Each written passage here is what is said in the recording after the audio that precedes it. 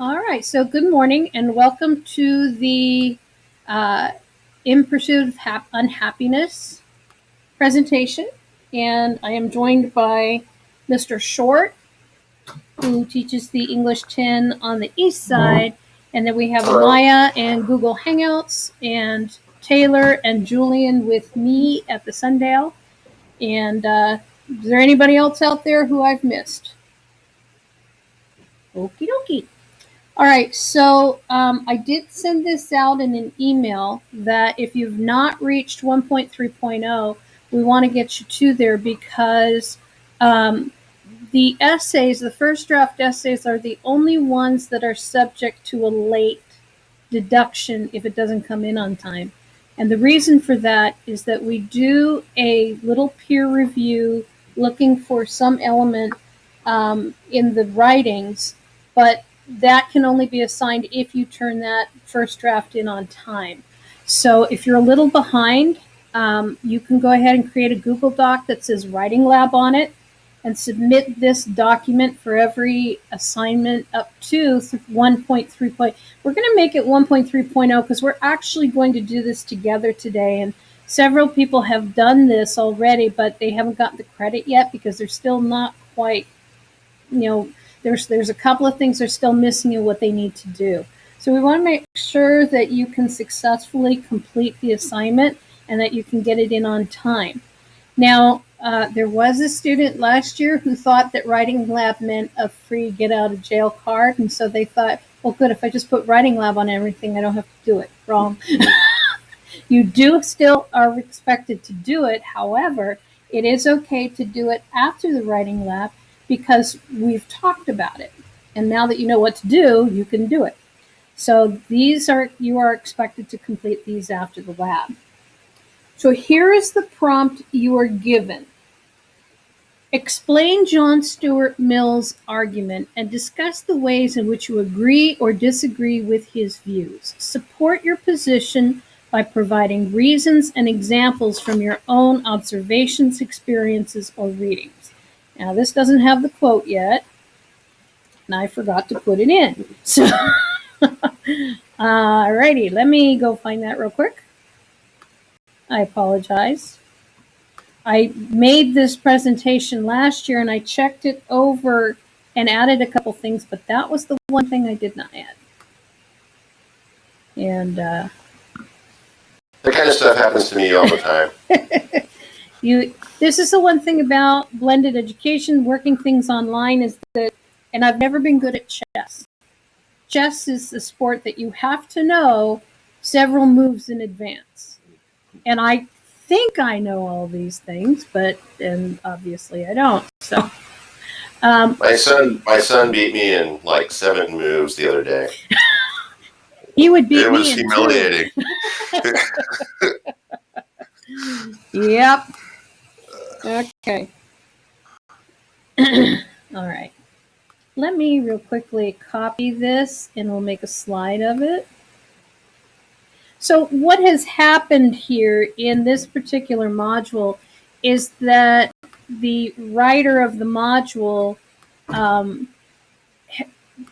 went to the original source that McMahon went to. And then, hi, you are, got another student here. This is, that's what I thought. You have a very pretty picture in your synergy. Anicia, okay.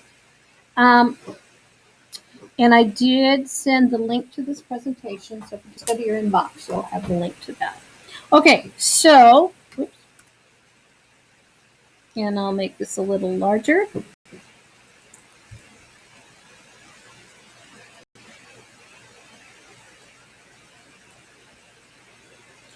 Anyway, the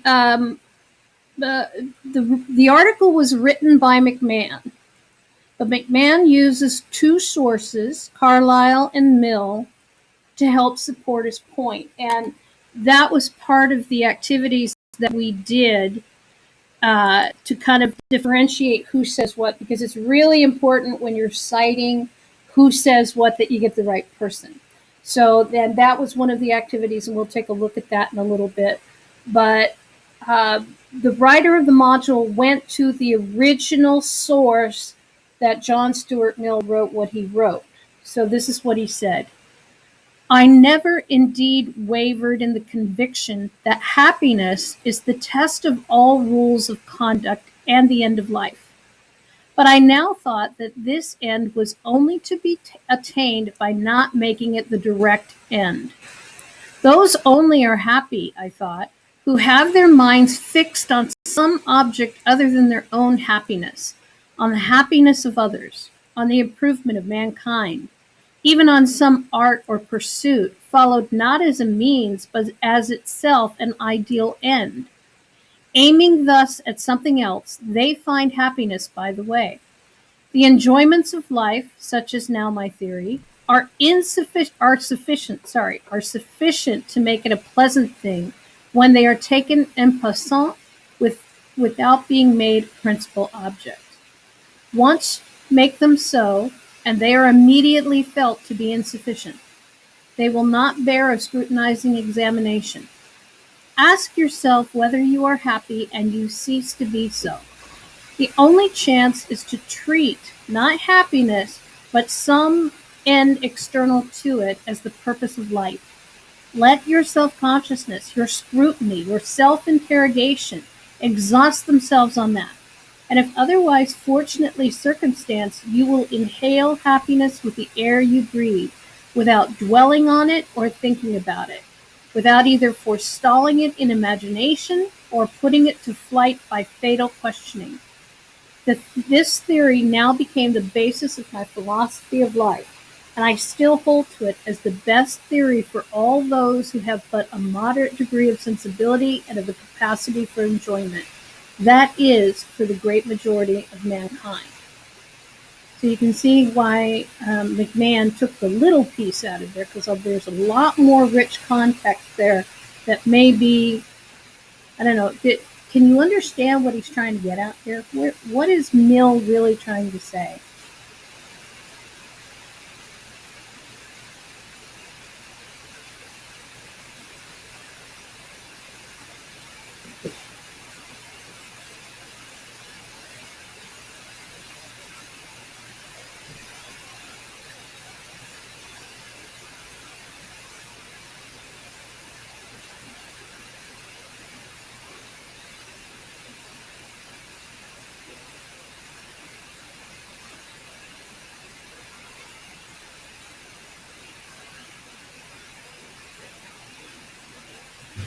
Let's start by doing this. This is a technique that can help.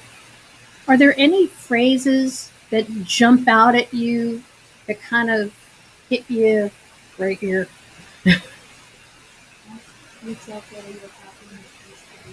Okay, let's just go with that little piece.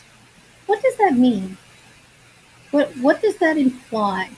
How would you put that into your own life, apply it to your own life?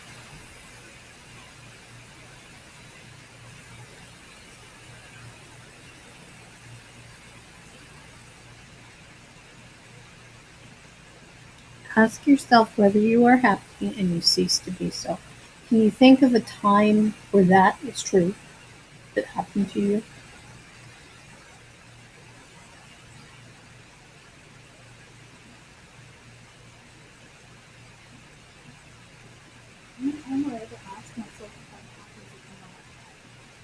Interesting. Wow. Why do you think that is? Because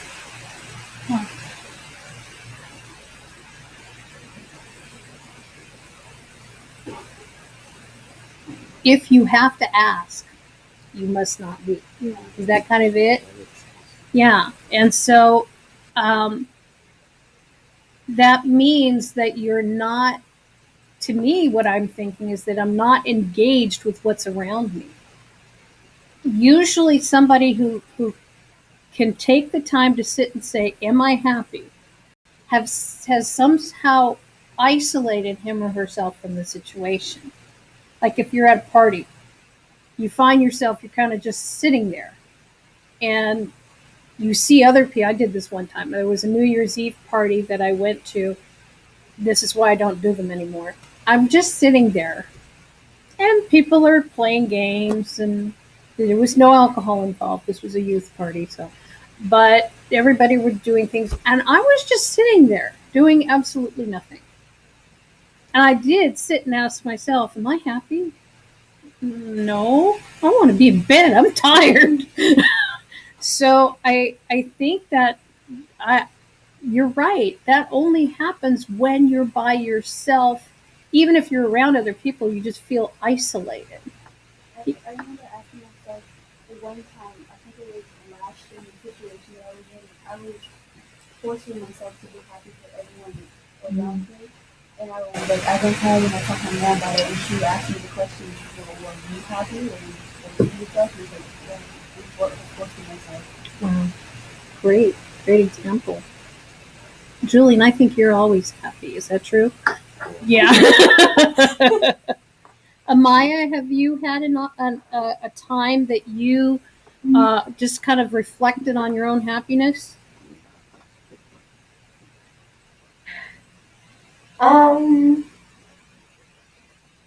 Well, right now, as we're talking. Okay. So should we stop concentrating on it? But that brings up the point. That's Mill's point, isn't it? That and so where in this quote does he kind of make the suggestion of what to do instead? Where do you think he says that? You let yourself self-consciousness, your experiencing your self-integrity, exhausting self online, and then if otherwise fortune circumcised, you will hold happiness. Very good. Let's take a look at some of the terms there, especially if you're not quite sure what they mean. What do you think he means by self-consciousness? Mm-hmm. Your very existence. Yes. Good. Your literal self. Right? Here I am. Yeah. Am I important enough to be here? Do I feel as if I'm part of this world? Good. What about scrutiny? Do you know what that means?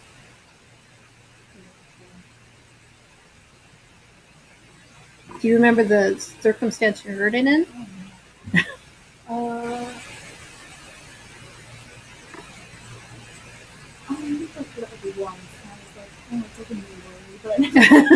I never like. Have you heard scrutinize? Yeah. In what circumstance? When you scrutinize something, what are you doing?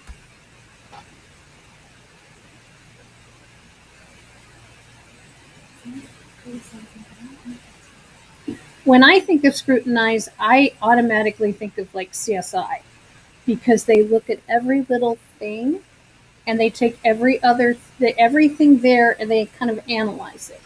So if you have your scrutiny would be your mindset of everything that is around you, your awareness of everything that is around you. Mr. Short, how would you define scrutiny here? I would just define it as analysis. Mm-hmm. Yeah. And so it's just looking carefully at this. You know, if you have the ability, why am I unhappy? And if it's, I'm hanging around this person too much, and you know that's a toxic person for you, and so maybe I just better walk away. Then I think, to me, that's what I think he means here. Self-interrogation.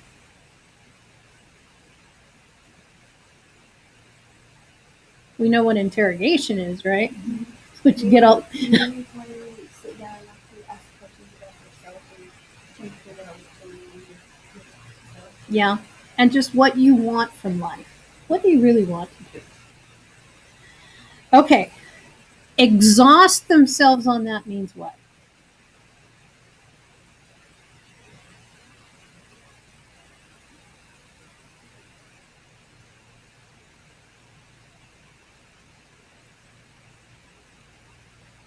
To be exhausted means what?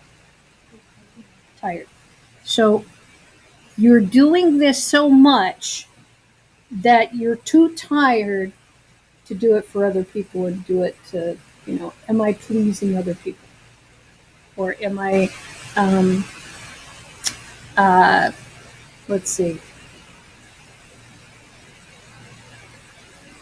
I don't know. I'm kind of confused on that one. Exhaust themselves on that. Mr. Short, do you have a, to me it's almost like if you're concentrating on your purpose, then you're not too worried about whether you're happy or not. Am I reading this wrong? How are you reading this? Well, what I see is that happiness can be kind of elusive. Mm-hmm. And if you search for happiness directly, you'll never find it. Mm-hmm. But if you make some principle like your focus or the real focus of your life, the purpose of your life, then you will find happiness by the way as you're pursuing that goal. So if we try to find happiness directly, we'll never find it. But if we pursue some goal that's bigger than ourselves, like, for example, helping other people, if that's the purpose of our life, then we can find happiness as we do that. But the second that we start to question if we ourselves are happy, then we'll cease to be happy because happiness doesn't come directly, it comes by the way. And that really sums up the whole thing too as well. So thank you very much for sharing that, because that is Mill's point, and so that's McMahon's point, what he's trying to say. Is there anything else in this that you're curious about, that you think, I think there's something there, but I can't quite find out what it is yet?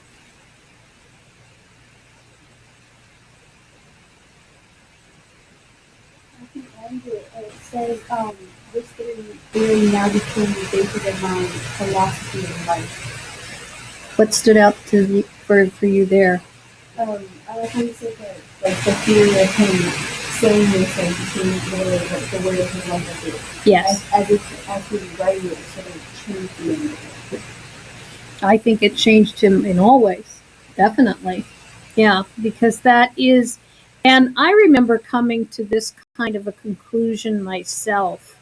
Actually, I have to continually remind myself this, because it will be easier. It gets hard, because if making other people happy is what your goal is, then when they disappoint you or when they reject you, that hurts. So then what you have to do is you have to go back and you have to think, okay, well, I tried. It wasn't my fault. They just didn't accept it, so I need to move on. That has to be almost like a daily exercise. And so life, your philosophy of life, that means you're going to live it every day. Anything else on this?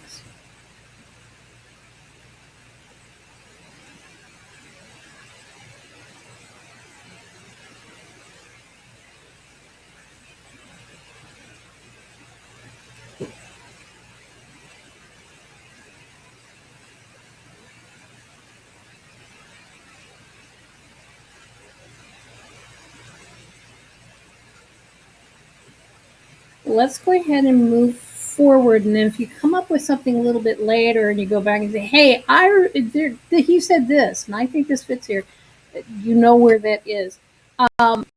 Remember that this is a different source. I mean, okay, so McMahon uses the little piece of Mill. If you decide you want to use a piece that McMahon didn't use, you take it from this quote.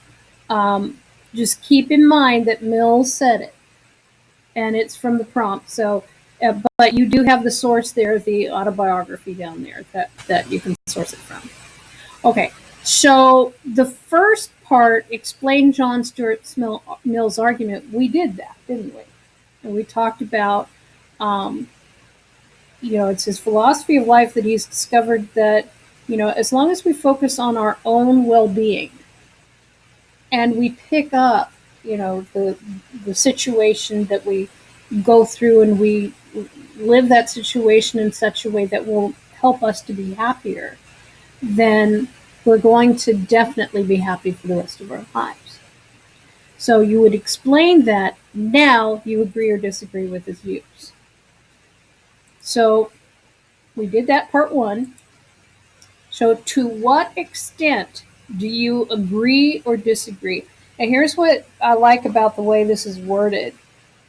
Um, you don't have to say yes or no. If there's an extenuating circumstance that you think, you know what, it's not always, you can't always do that because something's going to happen. You can say that in your argument, and that it gives you the freedom to do that. So you don't have to say yes or no. Okay. So what do you think? To what extent do you agree or disagree? A lot, a little,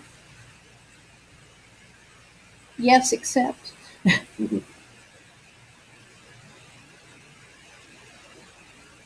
think I'm maybe sort of going towards basically because if they're saying that if you do some things to make you happy for the rest of your life,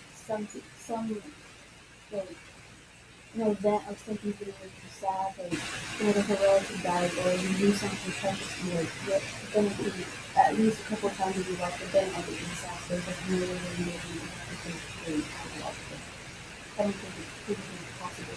I don't think so either. Very good. And that's exactly how you would explain it. Very good. Taylor or Julian? I agree with her. Like the entire thing, like literally, like that's exactly what I was thinking in my mind. I was like just about to say, and then you started, and I was like, okay, you know what? That's exactly what I was gonna say. But like, it's I literally I can't even like think of anything else because I was literally gonna say, I was like literally you can't be happy your entire life because there's always gonna be the one thing that's gonna bring you back down. And would you say that either Mill or McMahon is saying that you can be happy for the rest of your life?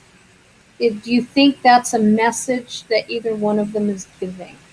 In fact, why don't we take a look at and Maya, I hope you have the In Pursuit of Unhappiness with you. Um, let's see. Let's talk a little bit about what McMahon is saying, because if we compare what he says to what Mills says, I think we're going to see that that's kind of the agreement they've come to, even though they're like 100 years apart. Um, like this, let's see, is that the one I want? Well, let's start with this. The first part of the article with the Happy New Year. What is McMahon's point in discussing the phrase Happy New Year? I think you should be happy, or you should have one to have a happy one. I think it shouldn't be. Have a happy year. Yeah. Have It's- a happy year and try not to have anything. Right. Right. Yeah. And so, what does that do to your psyche? Like that's kind of impressive. Just a little. Do you guys ever make New Year's resolutions? Try to remember It never ends well. Why is that? because your life changes, or something in your life changes, or you're just like way too busy to actually do it, or you're just like, you know what, that's a little bit too much work for me. I need to be able to do it. Exactly. Now, when you discover that meeting your resolution is impossible, how do you feel about yourself? It makes you feel worse about yourself than you did when you wrote the resolution. Yep. I don't know. I don't do them anymore. People will tell me, "What's your New Year's resolution?" To change the calendar. That's the only New Year's resolution that I will make sure I do every year. My mom said, "What you need to do to actually get up on time for school." No, never happened. It doesn't happen. I did it once. That's how I did it once because my brother came in and jumped on me. That's the only reason why I got up. Wait until you do the Teenage Sleepers module next year. When we get to that one, you're going to love that one because that's going to argue for you to sleep in. So, when you're wishing somebody a happy new year, the one thing it seems to do is turn the person's focus inward and say, am I really happy? Well, as you guys have said, we can't be happy all the time. For some reason, you're supposed to be happy on January 1st. I hate January 1st. I truly do. My husband loves watching football. I enjoy him looking forward to the football. Parades, you know. Like I said, changing the calendar. To me, January 1st just means I am so broke. Because, I spent all this money at Christmas time and the holidays. Now I have nothing. So it's just not a good thing. And that is what McMahon is trying to say. Now, if you look at what he picked out, well, first of all, let's look at Carlisle. I love Carlisle. Every time I read this, I think Carlisle's like Oscar the Grouch. um, what was your favorite Carlisle quote? Because I know you guys had to go through and identify the Carlisle quotes. What was your favorite Carlisle quote?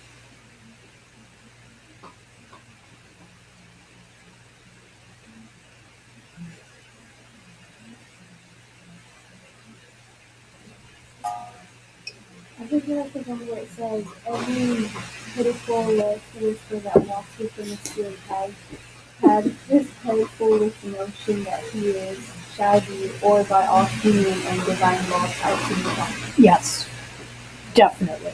Yeah. That was my favorite one too. the thing. By the way, you put in pitifulest whipster. Can't even say it. Yeah, it'll come back to saying these aren't words. Yeah, really. I was like, wait, what? I like had to read that again, like a solid 3 times. I was like, that did not just say that. Well, yeah. Confused all the way. Well, you have to remember, put this in context now. When did Carlisle write this?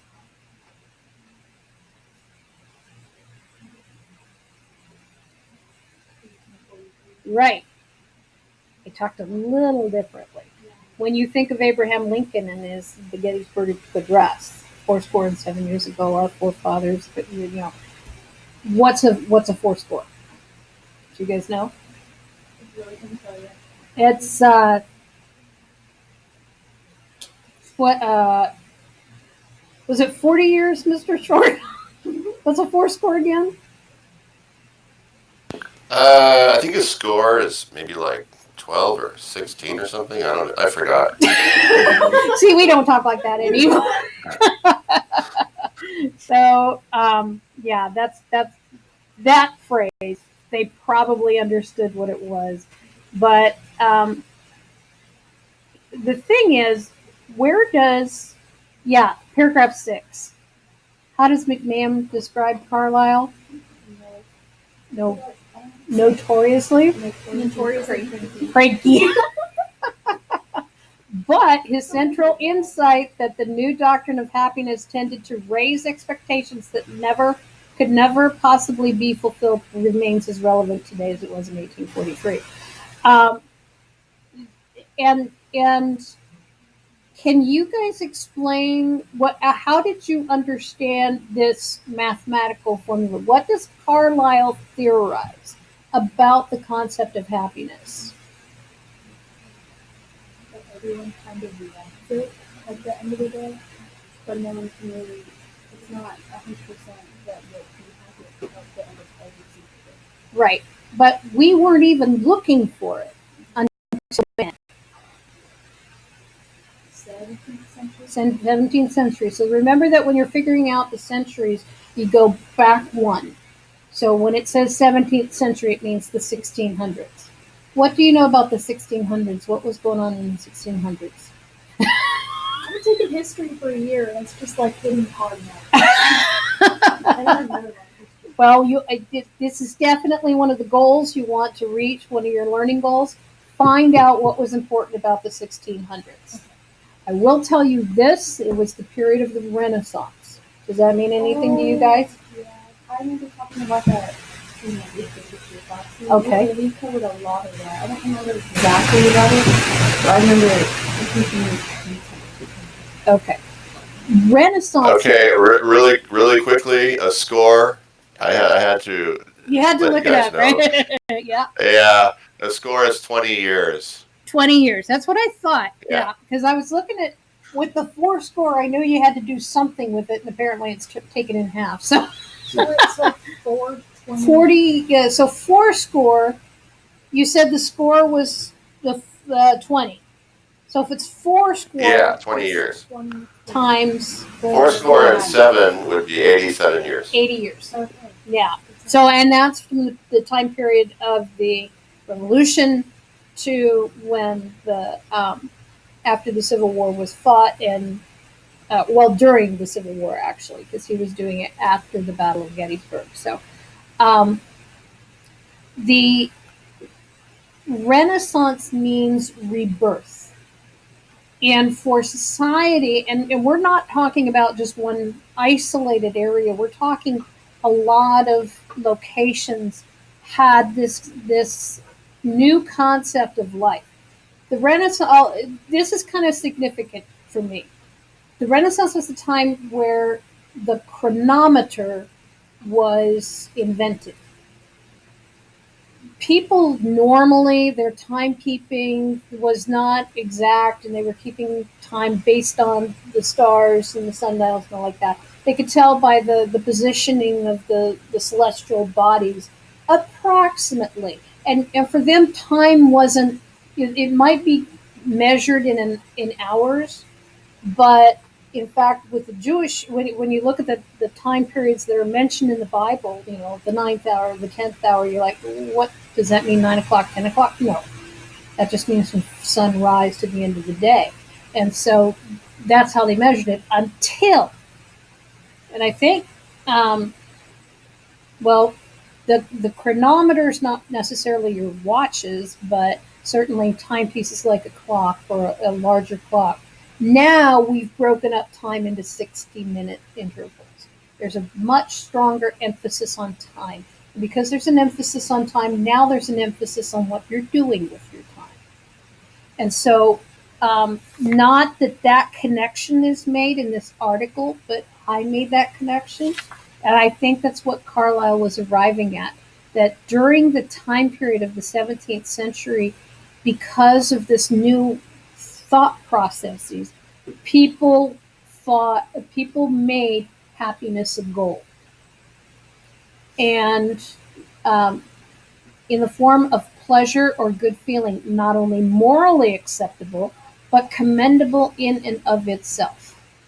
So now we're focused on having uh, luxuries and good food and everything like that, rather than just people, going through their daily lives. So that's what Carlyle's point is. And McMahon believes that he's correct in this. That really, this is not a concept that mankind has always wanted, but rather something that we've kind of come up with. We need to be happy. You be happy. You can't order someone to be happy. So, okay. Now, the next one is to provide examples and reasons from your own experiences, observations, and readings. You will need at least two. And it would be good if you had one of different kinds. So, like, you could have a personal experience and you can provide an example from the readings. But I will tell you this, in all writing, no matter what you're doing, to me, the narrative is the easiest and the strongest evidence you can come up with, because it helps the reader identify with you as the writer, and they will probably have shared similar circumstances. So, Anicia, you gave us the example earlier about how your mom had just asked you, well, were you happy around it? That is a great little narrative that you can wrap up in a little bundle where you have your extent to which you agree, and then down at the bottom kind of summarizing that. So, what would be some other kinds of evidence that you can offer her? Like, is there a quote that you really think is going to be important here? I do want to talk briefly about that pitifulest whisper. um, he's notoriously creepy. So there's one of the questions in the activity 1.3.1 that's asking you to take the quote And what effect is this going to have on the reader? Who is your reader? And don't say your teacher. Who would be the reader of your argument?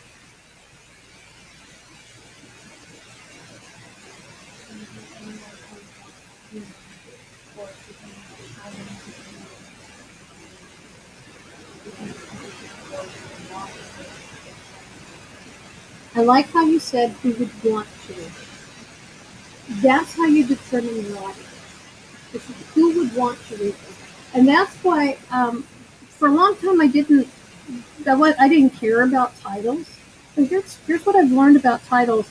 Titles help you reflect your claim, and they draw your audience. So, who would you want to read this? Who would you want to try and convince um, of your idea of the concept of happiness? Who would you hope would read it? Mm-hmm. Like your age? Should other teenagers read yours?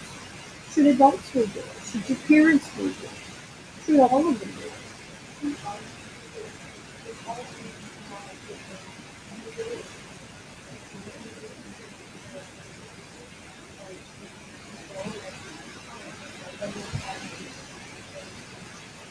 Exactly.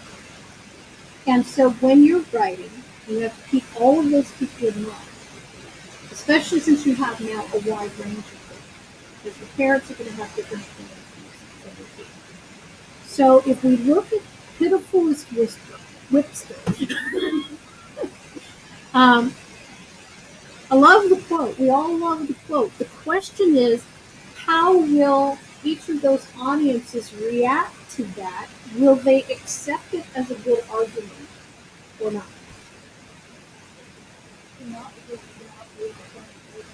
That's a good point. That's a very good point, especially the way it's written. And so we want things that are more that have been analyzed more recently. Admittedly, with McMahon, this is still 14 years old. I mean, this quote is almost, or this article is almost as old as you guys. And so, uh, even at that, this tends to be a little outdated as well. But it is more modern in the sense that it's still, I think social media has probably driven this even stronger. Um, in fact, I got into this discussion on a group. Um, I'm on a group that teachers all over the country are. It's called Teacher Problems, and it's just the things that teachers go through. And the whole purpose of it is the teachers go off a little steam with their frustrations, and then they kind of give each other advice. But one of the things that happens is there's quite a few teachers out there who love to be critical. And they will jump down your throat. I was told you should never, ever be a teacher with that attitude. And I got really mad. And then I had to think later and think, why am I even on this group? Why am I doing this? I'm trying to be encouraging to other teachers, and these teachers are bringing them down. And so I think that social media has driven this point even further. I think that if we looked at McMahon, if McMahon went back to this article today, what could be changed that would make it any different? I don't think very much. So yeah, the fact that quote is old may not be great. What about the tone of it? What is the tone of that quote?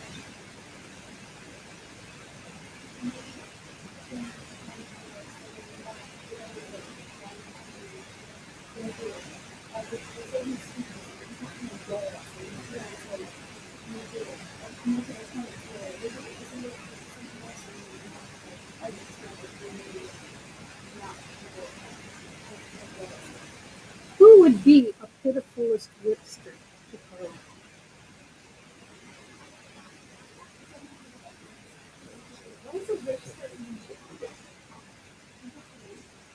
Here's how I read it. If it's somebody who walks within his skin, and I think it's everybody. I think everybody in this room is a pitifulest whisperer, according to Carla. I think Amaya's one. I think Mr. Short is one, according to her. To me, he's insulting everybody, except apparently himself. I don't know. Do you know any history of Pitifulest Whipster, Mr. Short? Sorry, I couldn't understand what you said. Okay, the Pitifulest Whipster, is there any context or history you know of who that might be? I'm thinking it's everybody. I don't know enough about it to say.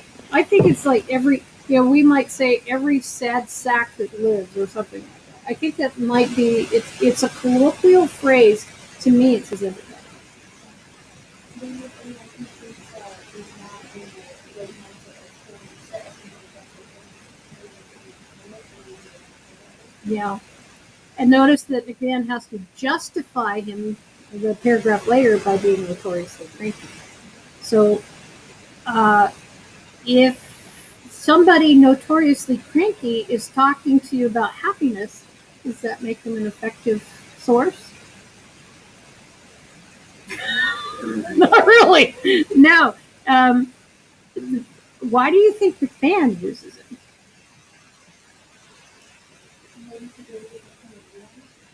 Definitely, there's a different point of view. Plus, he's the one that comes up with the theory that the happiness concept was made in the 17th century. So he has valuable information, but I believe that paragraph 6 is kind of McMahon's way of justifying the tone of Carlyle. Plus, it does add a little humor to it. To me, it builds up the part where if you're looking for happiness in things that are around you, you're never going to find it. That kind of makes you silly. You know, that makes me wonder, if he's saying that he's notorious cranky, what made him that way? He's saying he's not born cranky. Maybe he was happy at some part of his life and something changed that and he was cranky. That makes me feel like probably why he's happy. It's an interesting theory you have. Everybody's born happy. Because I think everybody has the potential to be happy. Maybe not being born happy, such as maybe he was happy at some part of his life, and an event changed that to where now he's cranky and he's really running. It's a possibility. I know people who've been cranky all their lives. So, okay. Anything else? Was there anything in this article that you're not quite sure what McMahon was talking about or how it fits with the rest of the article? Did you have any questions about the article?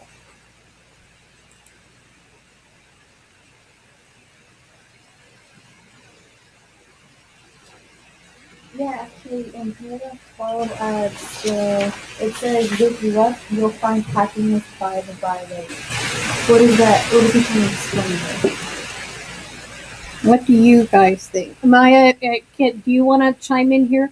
What do you think in this context the phrase "you'll find happiness by the by" means?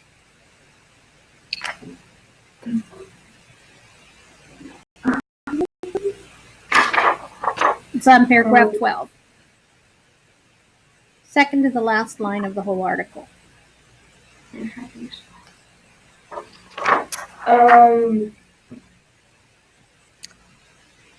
I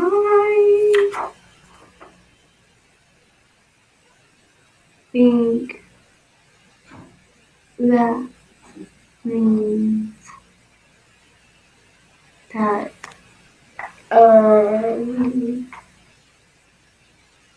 Can you find what word would replace that phrase that you think would make sense there? With luck, you'll find happiness. What's the first word that comes to mind? eventually. Very good. There you go. That's the one. By the by means eventually. By the by just means you're walking along. Hey, there it is. You know? So yeah, eventually is definitely the definition there of that. That's what you do when you're not sure. Try and do a little close activity there.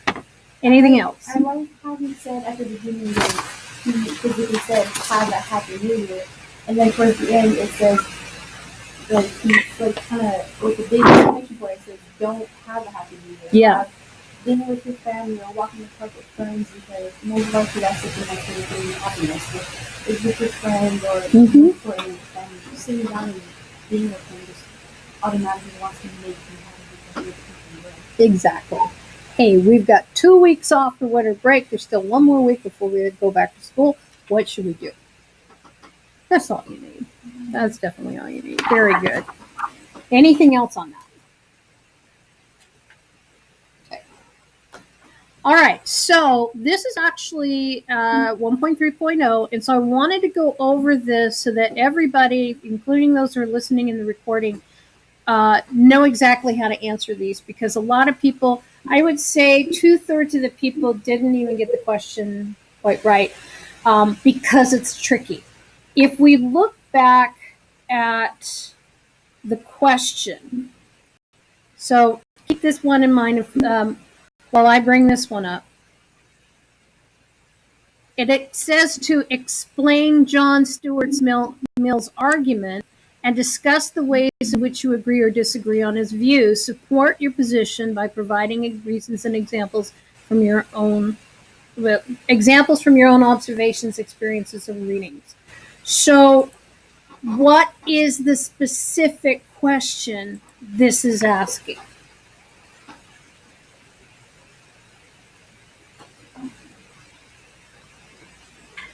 Do you agree or disagree with this argument?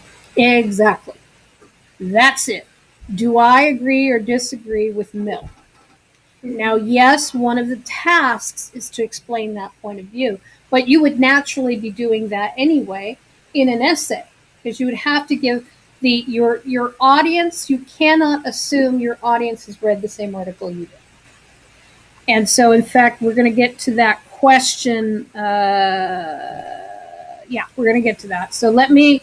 But your audience hasn't read it, so you have to give the information that they don't have in the article that's relevant to what you're trying to say.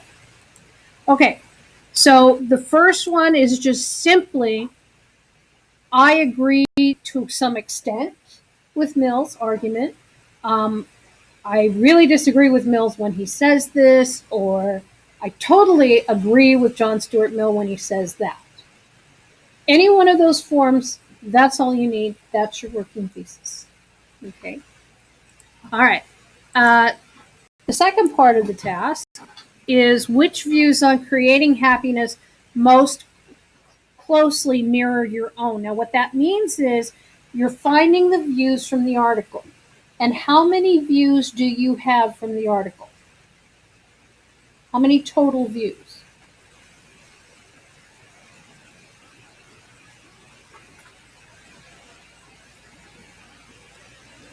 How many people are giving input? 3. Who are they? Mm-hmm. Right. Carlisle, Mills, and McMahon. Mill and McMahon. And each one of them shares, together, the three of them build this whole thing together.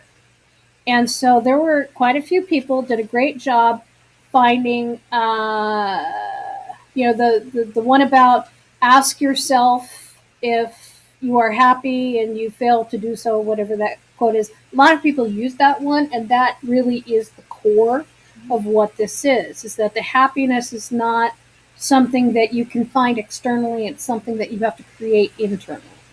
And that's basically what all three of them are saying. So you can take any of the quotes. I mean, if you wanted to use pitifulest whipster, you could even write something around that where, Carlisle's got it right. It's just ironic that he doesn't sound very happy himself. You could even use that one. So however, whoever you really identify with the most, that's what you're really looking at here in this question. And so the support you have for your thesis, you were asked to find a minimum of 4 quotes. Now, here's what I noticed, and I want you to make sure that when you go back to this, you know exactly who said what. That's why we had you identify Carlisle's quotes and Mill's quotes, because you're going to have to do this. If you're using the Mill's part of the quote, well, actually, if you're using part of the prompt, you can go ahead and just say John Stuart Mill said. But if you're using what McMahon cites him as saying, you would actually write Mills quotes John Mill, or I'm sorry, McMahon quotes John Mill as saying blah blah blah. So you have to make sure that every time you introduce a quote, you have to say who said it. So you want to make sure you give the right credit to the right person. I think the quotes that people found were really good. Are there what was one of the quotes you chose, Julian? Did I already mention the Yeah. you did the ask yourself one? You remember another one that you did? For the assignment? Yeah, for the part where you had to find 4 quotes for the thesis. Do you remember your other ones? Do you remember, Taylor? I did. Those are only half the other mine 6, Yeah. and I did in 11, and Okay. I did. Okay. I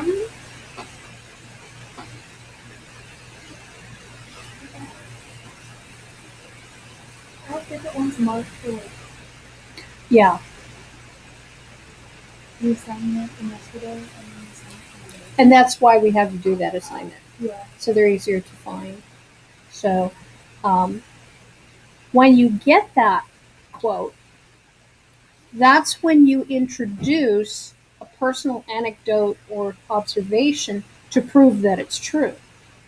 The quotes by themselves, especially in this kind of a document where they're all opinion based, need some sort of concrete evidence to back them up. And that's what I was saying earlier, that the narrative portion of a story.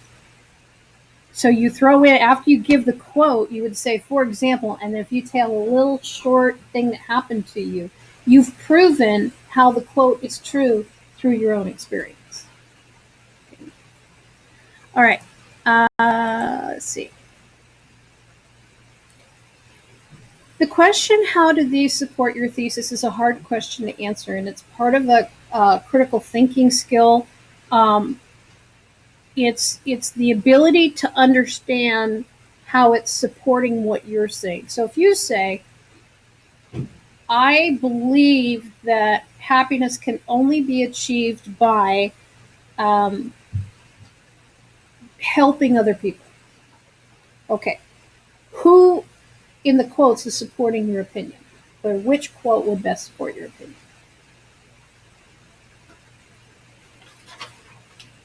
I believe we have to find, as long as we concentrate on just living our lives in a good way and helping others, we'll be fine.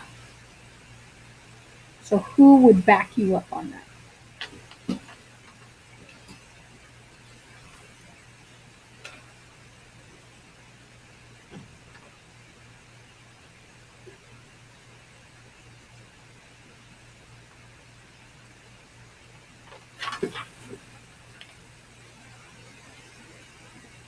Mr. Shirt, while they're looking that up, was there anybody else who came into the meet? Not that I've seen. No. Okay, thank you.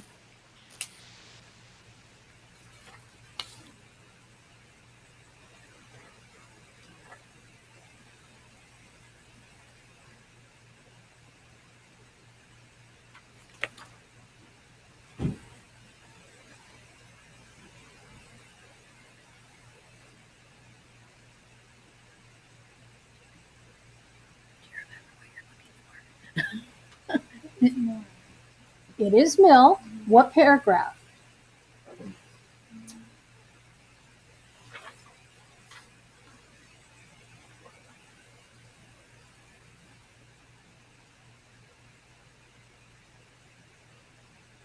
People should not go out trying to find things that make them happy. They should just do it to live their lives the best way they can. And that's it. Those are only happy, according to Mill, who have their minds fixed on some object other than their own happiness. Now, what that's why this is kind of a difficult question, because so what phrase in that supports your own thesis?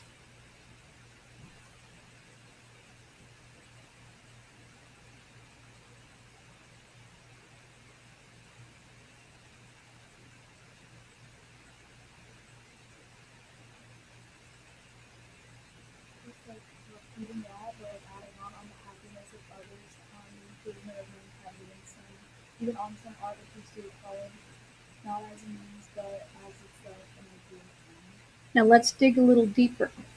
That's what Mill said. What makes Mill a good uh, subject matter to look up to? What was it about Mill that makes this a powerful statement? What do you know about Mill? He was a philosopher. That is part of it. So if you put in philosopher John Stuart Mill, now we've got a connection. How does it support your thesis? Because Mill is a philosopher who has studied the reactions of people in order to make this conclusion. What else do you know about him?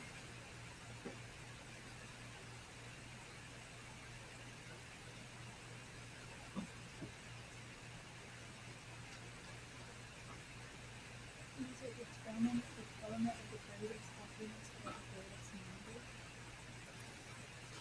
Does that tell us about him specifically, a characteristic about him? He's a philosopher, but we know one other thing about him. Another characteristic. Look up in pen. He said Mill himself was a determined proponent, and then it goes on saying he's the greatest happiness of the greatest number. He was the greatest determined proponent because how did he become this proponent? Dig a little deeper. His words are all the more worth reading. Because Mill concluded after recovering from a serious bout of depression. that'd be the one. That'd be the one. From someone who's experienced depression, I can tell you it's not an easy thing to go through.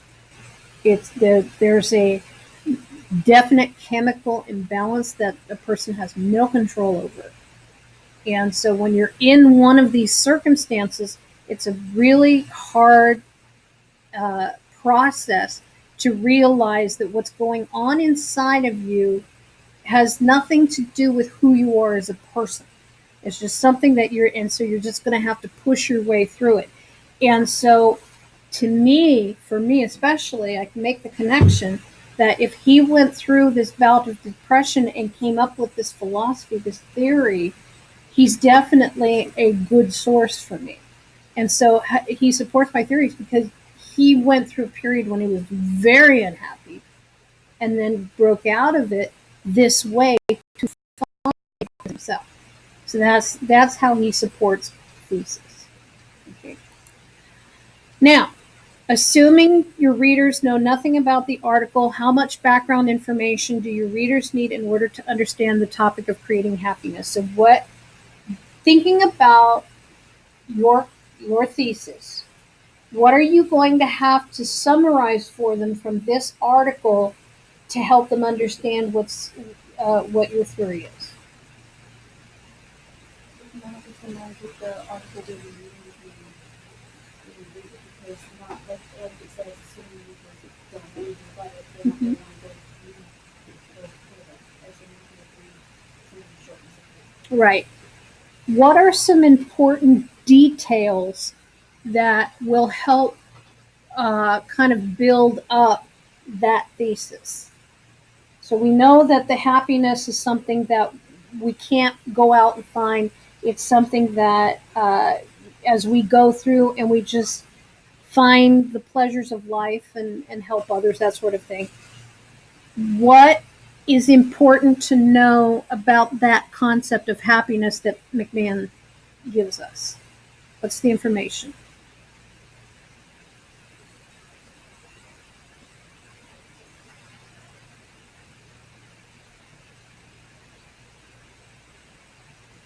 Do you need to summarize the first part about Happy New Year? Not really? Okay. What about the concept of happiness as a 17th century um, creation? Is that important for the audience to know? Yeah, it would be. Because the first time I read this, I remember it shocked me. And I thought, hasn't everybody always wanted to be happy? Apparently not. So that's interesting. Um, what about the part where, well, let's see, what paragraphs deal with that, with the concept? The concept that happiness is a 17th century thing. How many paragraphs does that take up?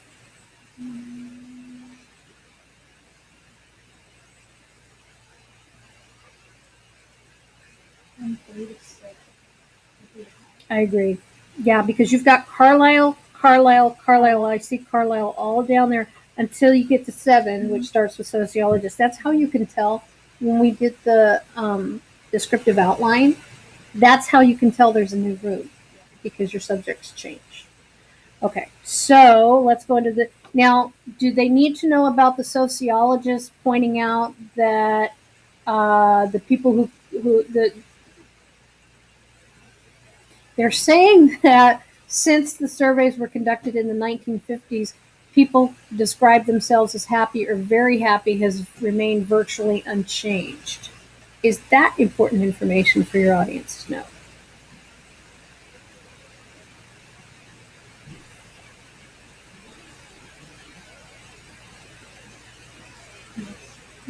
I would think so. And you don't need much. You could even combine the two facts together. That, he discusses how Carlyle believes that this is a very recent concept. And when we look at the proof of that, sociologists say that. So, yes, that would be something important for them to know. Let's see. Is it a cause for concern? Is that important for us right now? Policymakers or modern society should prompt policymakers to shift their priorities from creation of wealth to a creation of good feelings. Is that important? Yeah. Doesn't even really seem to fit, does it? Doesn't mean anything to me. Okay. Is there anything else then that we need to know? Maybe you could put in the part that made on some part says after the coverage the question maybe if you were someone that summarized that up for the audience, they would give them a better insight of why they think that person or why the opinion being Exactly. And what's good about that is that you can just slip it in as a little phrase. So, McMahon cites John Stuart Mill, or even if you're quoting for the prompt, John Stuart Mill, comma, who once suffered from depression. Oh, wait, we left something out. Philosopher John Stuart Mill, comma, who suffered from depression, comma, states that. Now you've got it in there. So you don't have to go through and, okay, here's the summary of the whole article. You don't want to do that. Nobody wants to read that except science people who do that as they call it a abstract at the top of their article. And for me, it's like, I'll just read the abstract then. So, okay. Number 6, assume that some readers will disagree with your viewpoint. What would they say? How would you address those concerns? This is kind of a tough one because I think the majority of people kind of agree with what McMahon is saying. So if there is any argument, where would it be? What do you think? Okay, let me ask you this. Do you know anybody who might disagree with John Stuart Mill?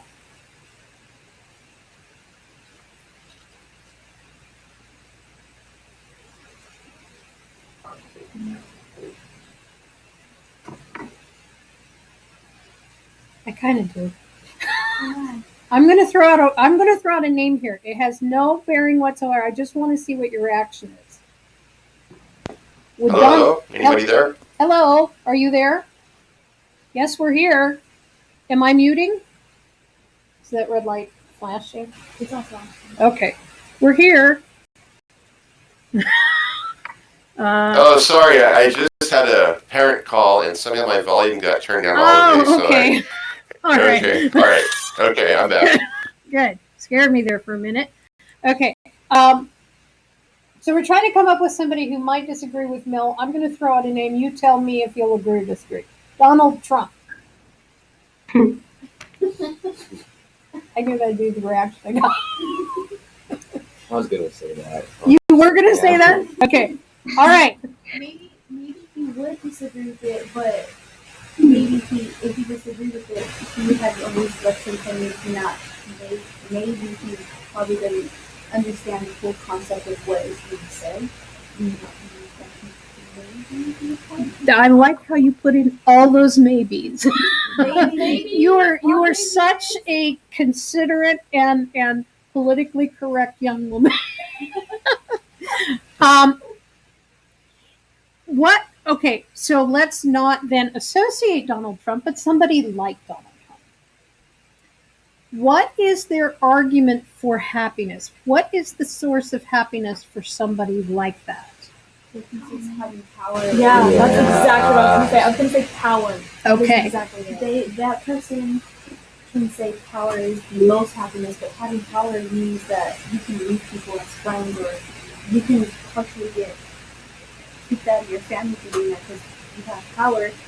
You have family, you can't have both. I mean, you can. You're considered a person who doesn't need that power for bad, you can say. You have just done exactly what's expected of you. You anticipated the counter argument, which is that your power is going to give you a lot of happiness. And then you refuted it by discussing, people are going to start moving away from you. You're not going there. You will find yourself alone. And it doesn't give you everything that can make you happy in life. That's exactly what you do in the essay. That's what it means when you assume that somebody disagrees with you. And a lot of people were saying, I'd ask them some questions. Well, you don't have that opportunity. You're writing an essay.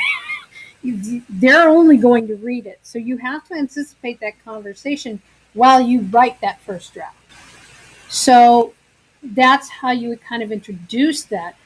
Perhaps somebody like Donald Trump would disagree with me because for some, power is the equivalent of happiness for them.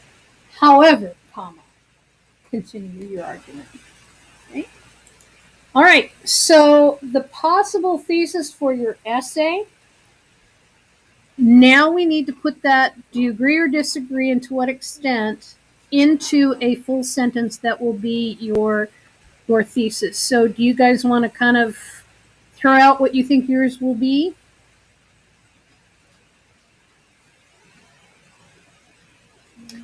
I think my thesis would be based on what No. John Stuart Mill. Yeah, based on basically the end at the sort of summing up what he's saying, how he lived the depression and everything, and I think based on some of the quotes that he put by Carlyle, maybe.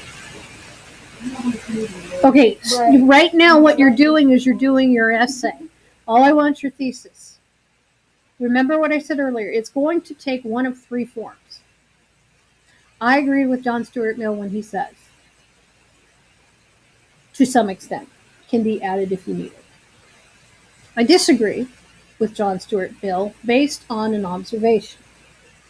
Or I can agree to somewhat something that takes that format.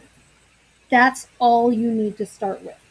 That's all you need in that introduction.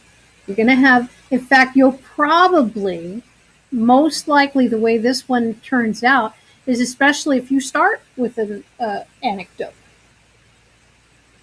You could even start with the disagreement. Donald Trump was once asked if he was happy. I don't know. Oh, man. But I agree with John Stuart Mill when he says that. That's it. Move on. Now you can start putting in all that other information. That's all we need. That's all you need. The great thing about introductions is that they can be short. The introductions, remember, have 2 parts. You two should remember what those 2 parts are. What are they? And? The lead-in. The lead-in or hook. I'll go with either one. Lead-in or hook. Just something that draws in that audience. And so 2 sentences is all you might need. If you start with an anecdote, it might go a little longer. The thesis needs to be there somewhere. And it should be as close to the top as possible. But if you have a little, if it takes a couple paragraphs for you to tell an anecdote, a story that makes a point, it's okay to do that and then put the thesis there, as long as it's there. But we're trying to pull you away from that. I don't know how many of you were taught under the 5-paragraph essay format. Okay. The teachers of today hate it as much as you do. Awesome. Yeah. So This day. we just want you to know what the philosophy behind it is, but we want you, we're in detox right now from the 5-paragraph essay. So, all right. So, for the next, with the incorporating the evidence, I'm going to speed this up a little bit because we are running a little late. You want a mixture of the evidence. So like I said, don't rely heavily on all the quotes, because the quotes are only important because of who said them. Philosopher and depression sufferer John Stuart Mill. That's what makes it authentic. That's what makes it an appeal to authority. Carlyle, really cranky, but he came up with a theory that has validity. I mean, I really do see that if we look at the people that living up to that period of time, it was not easy. The Middle Ages, are you kidding me? That had to be hard for everybody except royalty. So it's just how you're combining the evidence to prove your point. We've addressed the counter argument. Who might disagree? Why would they disagree? So here is the basic outline. Now I know, well, okay, it looks like a 5-paragraph essay. I should probably change this. Because the elements are there. And that may be the order you want to go in, but if it takes you a couple paragraphs to do that, or if you're combining examples, especially when you get down into paragraph 2, these are all topics about happiness, dividing up what is being said here. We know that happiness is an old concept, or not an old concept. Maybe that's one body paragraph. We know that since that period of time, anybody who has said they're happy all the time has never happened. The sociologists have proved that. And then it's best if we just not look for happiness, but instead create happiness within our environments. So that may be how you divide it up. The counter argument, as I said, can go anywhere. You could make the counter argument as the hook, little story. Somebody disagrees with that. You could even say, notoriously cranky, and put that in quotes because Mill did, or McMahon did say that. Said, and you use that quote, and then you kind of make up this little story about him. It sounds like he's blah blah blah. This is what happened. Make up a little story about him. Now you've addressed the counter argument, and now you can say, "This is why I agree with John Stuart Mill." So you could do that too. Okay. This, however, is kind of the direction you want to go in, because the way the paragraphs are designed, there is a specific you have specific elements that need to be there, but they don't have to be in a specific order. I want you to use your voice. I'm going to be learning, and I already know how you two, I know your voices. Um, and I look forward to learning your voice because I want you to, how are you explaining this? You do not, under any circumstances, need to sound like you have a college education. Because you don't Yeah. yet. I was like, well, You don't have that yet. You don't. And so a lot of people, when they hear the word essay, they think, oh, I gotta sound like I know stuff. No.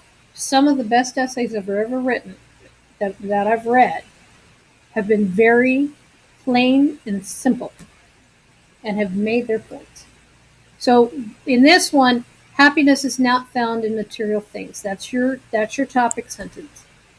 McMahon explains Carlyle's theory that around the 17th century, the general consensus was that God made man to essentially be happy rather than suffer a life on earth as a way into heaven. Notice that I put the paragraph number there.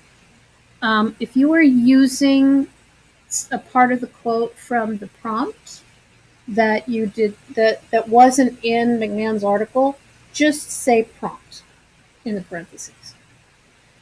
This idea is also reflected in our own Declaration of Independence that says we are endowed by our Creator with certain unalienable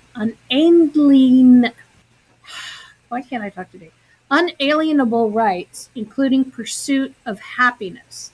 That was an example of that I threw in. However, if one were to look in any book of religious significance, this phrase is nowhere to be found. Yes, it would be wonderful if everyone could be happy all the time, but that is an impossibility considering how many people are in the world and how unequal they really are. That is what's known as analysis, or it's explaining how my evidence proves my theory.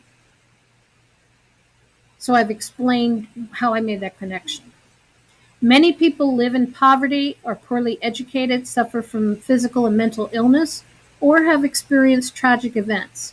For these people, happiness is a relative term. In order to experience this emotion, one has to choose to accept the circumstances he or she is born with and make the most of the situation. For example, a family living in poverty can still walk together to a local park where the children can play and meet others, enjoy a picnic of peanut butter and jelly sandwiches, and enjoy the scenery, or they can sit at home in misery and mourn what they don't have. This is what Mill means when he says the enjoyments of life are sufficient to make it a pleasant thing without being made a principal object. And I forgot to put in the parentheses that that's from the prompt. So notice how many sentences are there. Notice the elements that are there. They don't have to be necessarily in that order. How would you explain it to somebody? Okay. All right, MLA formatting. I want you to start practicing that if you have not already done so. There will be a button that is in the help, the class resources. It shows you how to do it, but it also links you to, I'm so happy with Google. Did you know that Google has an MLA formatted template? I use that every time I write an essay. Okay, I will tell you that it comes with the works cited at the end. Just chop it off. Okay, yeah, because we're only using this article unless you're going to outside sources. If you're going to outside sources, then yes, please use the works cited. But since if you're only focused on this and what's inside this in the prompt, then you don't need a works cited. Okay. Alrighty, and then the peer reviews. Let me double check really quick and see what the peer review focus is. Remember that you have to have a first draft turned in by a specific time in order for Canvas to show you where that, to assign you that. Okay, so what will happen is when you get that, there are these questions that have you look for exactly what we've talked about today, the background knowledge, that the personal observations were there, what is the main argument, what is the thesis, basically. So you're just going to get a Google Doc and copy and paste the questions, and then make sure that you get the shareable link. Once you get the shareable link, then that gets copied and pasted in the comment box. So what's going to happen is this. Probably should have put I do have a little tutorial. Must be in that. Let me see the peer reviews here.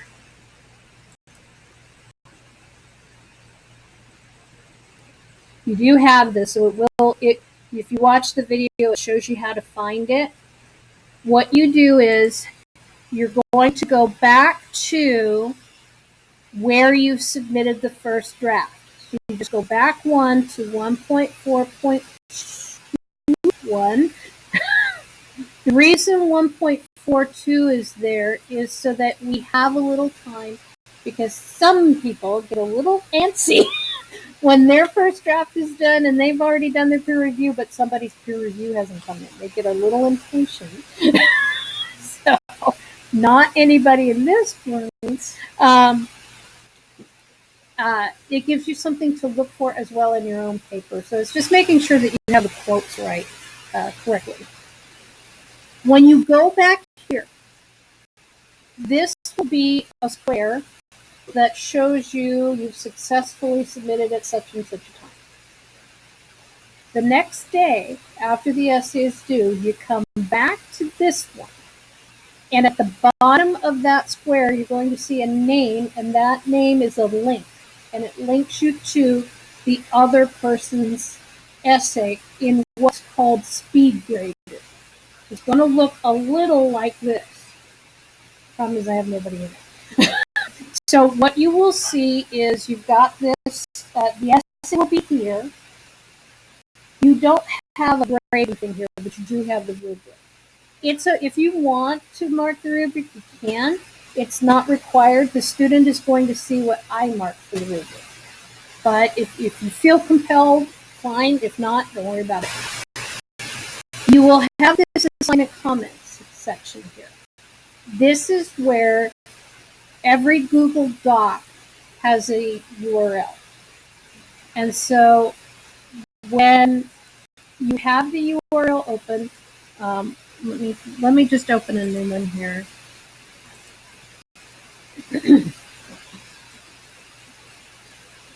And like I said, the peer review is just copy and paste those questions. It will have you, in fact, I haven't set it up this way, but it might be handy if you wrote peer review for Julian. Okay. And then you press the blue share button, and the easiest way to do this is to get the shareable link. Otherwise, you're having to put my name and his name and everybody else. But if you just get the shareable link, and it's automatically copied, you can copy it again if you want to, if you have OCD like I do. And then it's just a matter of pasting it there. That's where I go looking for yours. Then you're also going to upload it in the 1.3. Okay? Next. And next. So you have an in-between assignment to do about just to make sure that you know how to find the correct speaker and how to correctly cite them. And then you'll do this peer review. So this is where you would upload that same Google Doc. So I'll see the Google Doc, and especially if you've titled it with the person's name, then it helps me. And then what I do is I go to another tab and I look for Julian, and I make sure that he has that URL in his add comment. Okay. Oops, I always hit share and present next time. Okay. The draft is due the 29th, yes, that's tomorrow, at 11:59 p.m. You can start it a little bit today and finish tomorrow. If you do not submit the essay by that time, it will be late and receive a 15% deduction. Same thing will happen on the peer review, because you basically have to peer review your own paper. That's not fun. You really do want somebody else looking at your paper, just because I'll admit every once in a while somebody says, yeah, that's fine, and doesn't even point out to you some things, but they do get graded on how well they peer review your paper. The peer reviews will be need to, it should be assigned. They'll be assigned at 5 a.m. Notice the difference of time here. Does that mean you can stay up in the middle of the night and do it? I wouldn't recommend it, but yeah. Okay. As long as you've got it in by 5, you're actually okay. And then you find your peer review under 1.4.1. I think that's the end of the slideshow. Make sure you get that turned in time for the other person to see it so they can do their revision. Okay? Any questions about what we've talked about? I will be reposting this recording. I'll probably put it at 1.3.0 to make sure everybody will see it in time. So, any questions, Amaya, before we let you go? No. All right. Anything you wanted to add, Mr. Short? No, I think you covered everything really, really well, Mrs. Campbell. Oh, good. We'll be done 2 minutes early. So thank you all for coming. It was a great discussion. Okay, bye-bye. Bye. Bye.